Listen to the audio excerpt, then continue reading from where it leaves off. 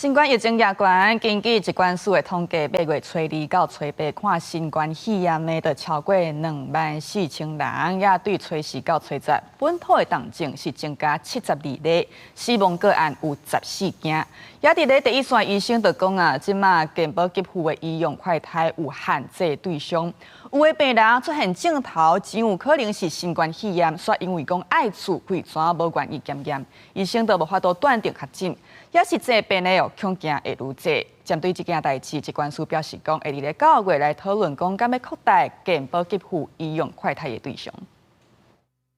因為你這抗病毒的藥是真好，這個有一些交互作用。聽到患者的症狀改做快篩，果然是確診。國內新冠疫情進入流行期，疾管署統計，自8月初2到初8，新冠門診急診人數超過24000人，確診人數也衝懸，新增加72例本土重症病例，14例死亡病例，攏創這季新懸。對第一線診所觀察，有一半的40多人患者攏是確診新冠病毒。我太太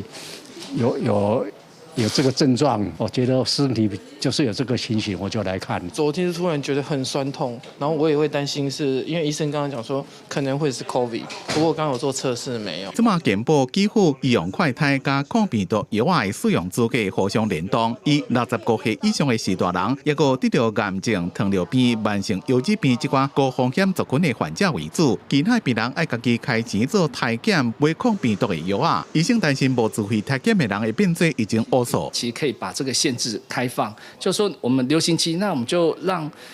一般民眾也可以來篩哈，這樣才不會造成就是說他們